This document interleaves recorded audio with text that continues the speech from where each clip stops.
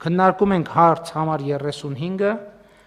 զինվորական ծառայության եւ զինծառայողի կարգավիճակի մասին օրենքում փոփոխություններ եւ լրացումներ կատարելու մասին օրենքի նախագծին հավանություն տալու եւ անհետաձգելի համարելու մասին հարցը։ Զեկուցող Պաշտպանության նախարարի տեղակալ Հրաչյա Սարգսյան, համեցեք պարոն Սարգսյան։ Մեծարգո պարոն վարչապետ, հարգելի գործընկերներ, ձեր քննարկմանը ներկայացված զինվորական ծառայության եւ զինծառայողի կարգավիճակի մասին օրենքում փոփոխություններ եւ լրացումներ կատարելու մասին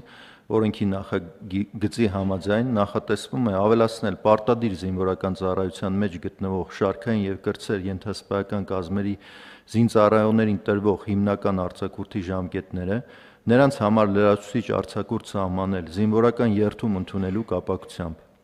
ինչպես նաև ռազմաուսումնական հաստատություն ավարտած եւ Պաշտպանության նախարարության համակարգում կամ ազգային անվտանգության ծառայության սահմանապահ զորքերում սպայական պաշտոնների նշանակված սպաների համար գործող ծառայողական բնակարաններով ապահովման համակարգը փոխարինել իրենց կարիքներին համահունչ հիպոթեկային վարկավորմամբ սեփականության իրավունքով բնակելի անշարժ գույք ձեռք բերելու իրավունքով ամբողջապես պետական բյուջեի միջոցների հաշվին։ Հաշվի առնելով նաև կարգավորման հարաբերությունների կարևորությունը, առաջարկում եմ հավանություն տալ օրենքի նախագծին եւ դրա քննարկումն ազգային ժողովի կողմից համարել անհետաձգելի։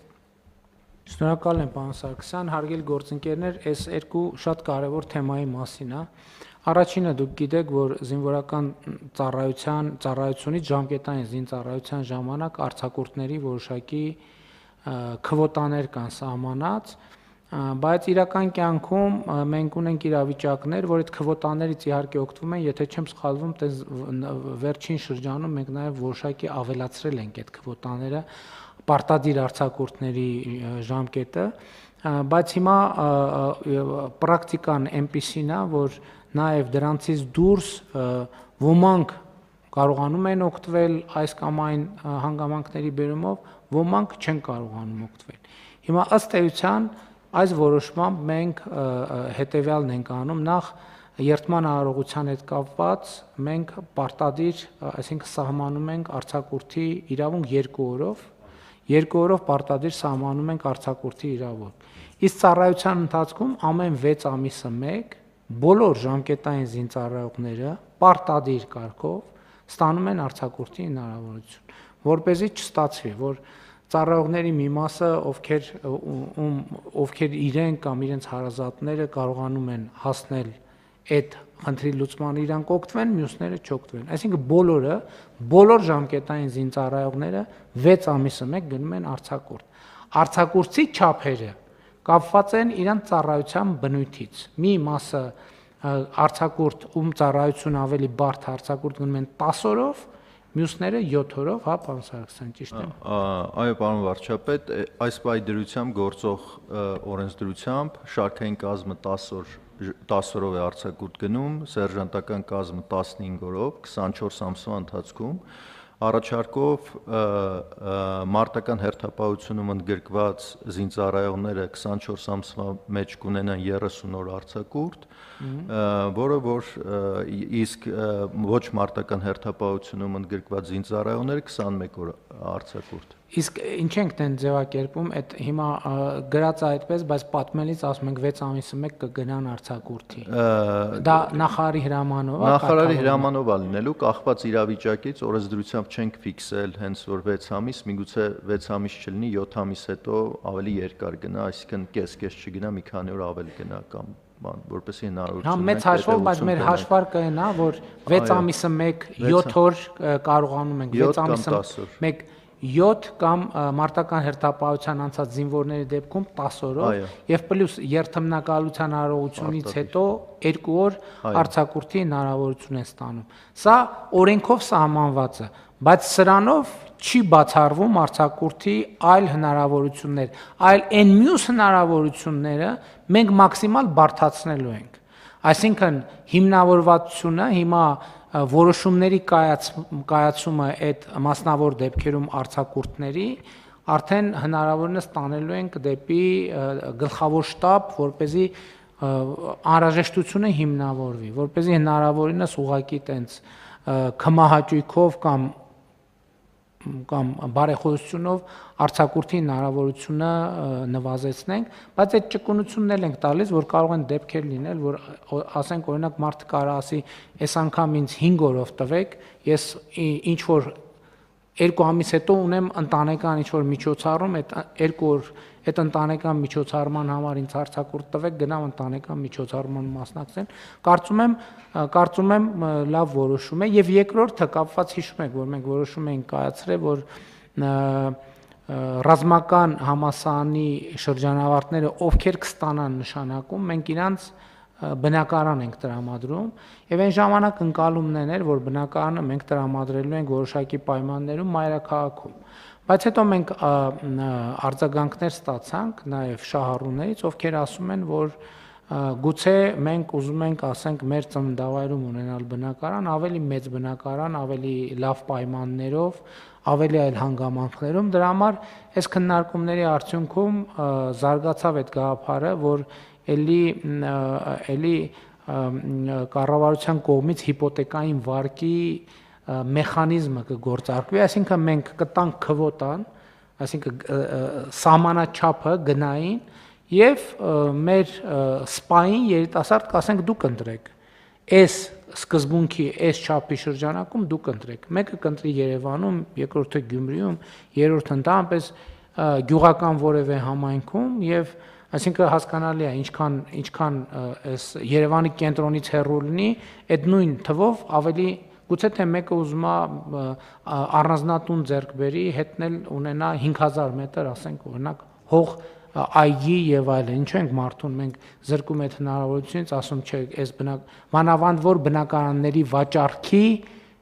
սահմանափակում է լինելու։ Այսինքն սովորական պայմաններում կարող ենք ասել դե իր բնակարանն նա ուզում է թող այդ վաճառի գնա գյուղում ուրիշ տուն առնի, բայց քանի որ վաճառքի սահմանափակում է լինելու, ստացվելու է որ մարդը 25 տարի, եթե տենց երազանք ունի գյուղում առանձնատուն եւ պտղատու այգի ունենալու, պետք է 25 տարի սպասի այդ երազանքը իրականացնելու համար, 20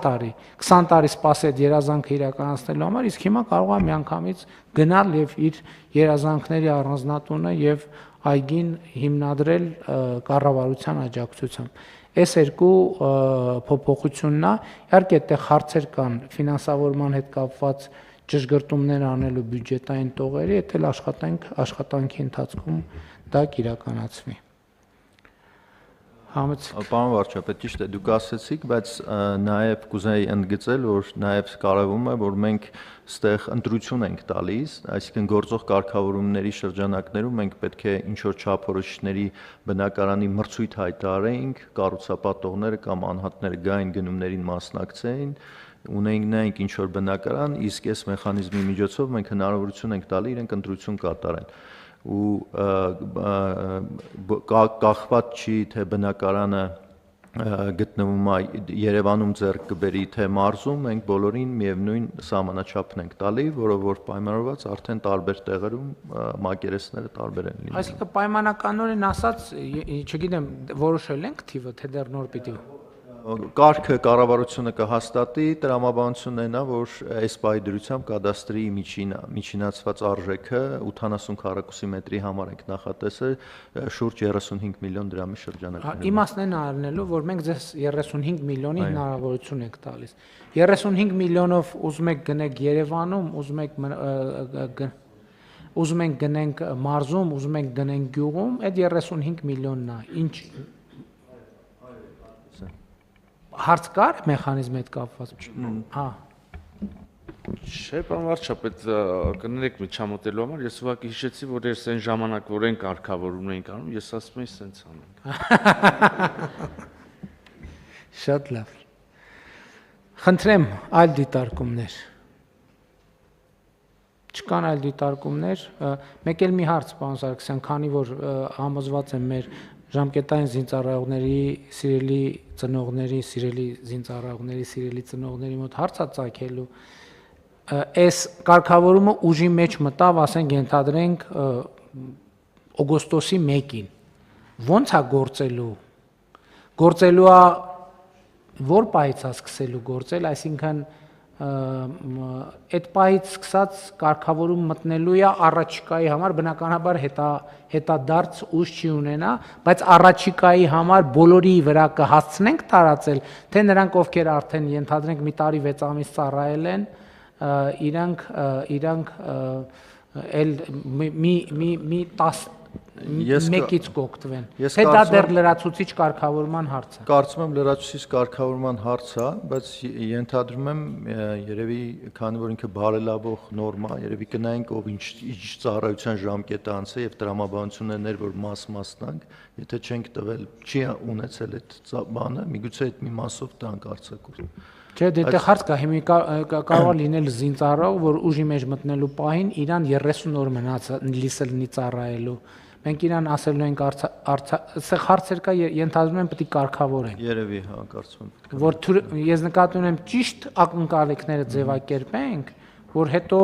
մարդիկ տենց ֆրուստրացիա չունենան։ Շատ լավ։ Խնդրեմ, կան այլ հարցեր, դիտարկումներ։